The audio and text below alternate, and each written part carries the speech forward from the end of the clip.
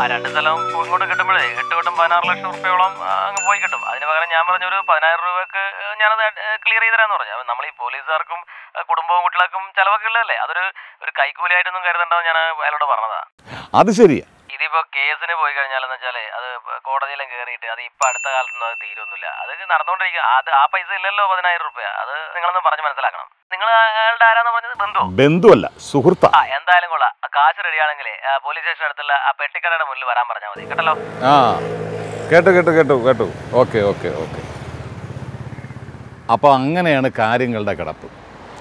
രൂപ 10,000 കൊണ്ട് പെട്ടിക്കടയ്ക്കടുത്ത് പോയാൽ നഷ്ടപ്പെട്ടു പോയ 2 സെൻറ്റ് സ്ഥലം തിരികെ വാങ്ങിത്തരാമെന്ന പോലീസുകാരൻ പറയുന്നത്. എന്തു വേണം? അക്രമം അനുവദിച്ചതും പോരാ, കാശ് അങ്ങോട്ട് കൊടുക്കാൻ. പോലീസ് സ്റ്റേഷനിൽ ചെന്ന് പരാതി കൊടുത്തപ്പം മുതൽ 10,000-ന്റെ ആവശ്യം കൊണ്ട് വരിക പോലീസുകാരൻ. പാവപ്പെട്ടവൻ എങ്ങനെ ജീവിക്കാനായി ഈ നാട്ടിൽ? അങ്ങനെ നിരാശപ്പെടാൻ വരട്ടെ, എല്ലാത്തിനും ഒരു പരിഹാരം ഉണ്ടല്ലോ. ഇപ്പൊ ആരോട് ചെന്ന് സങ്കടം പറയാനാ? പരാതി പോലീസുകാരനെതിരായതിനാൽ അത് പോലീസ് കംപ്ലൈൻറ്റ് അതോറിറ്റിയിലാണ് കൊടുക്കേണ്ടത്. അങ്ങനെയൊന്നുണ്ടോ?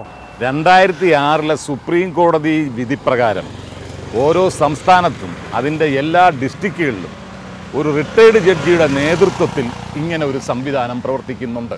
കളക്ടറും ജില്ലാ പോലീസ് മേധാവിയും ഉൾപ്പെടുന്ന ടീമാണ് ഈ ജില്ലയിലും ഉള്ളത്. അപ്പോൾ അവിടെ ഒരു പരാതി കൊടുക്കാം അല്ലേ? വിശദമായ പരാതി കൊടുക്കണം. നിങ്ങളുടെ മേൽവിലാസവും ഫോൺ നമ്പറും സഹിതം. പരാതിക്കിടയാക്കിയ കാര്യം, സംഭവം നടന്ന സ്ഥലം, സമയം ഇത്യാദി. പിന്നെ ആർക്കെതിരെയാണോ പരാതി അയാളുടെ പൂർണ്ണ വിവരങ്ങൾ എല്ലാം വിശദമായിട്ട് എഴുതി നേരിട്ട് കൊടുക്കാം. തപാലിൽ അയക്കാം, ഇമെയിലും അയക്കാം. എന്താ വേണ്ടത്? എന്നാ താമസിക്കേണ്ട, വെള്ള പേപ്പർ ഞാൻ ഇപ്പം മേടിച്ചുകൊണ്ട് വരാം. വേലി തന്നെ വിളവ് തിന്നാൻ തുടങ്ങിയ എങ്ങനെയാ? അതാണ്, വിളവ് തിന്നുന്ന വേലിക്കിരിക്കട്ടെ ഇന്നത്തെ പണി.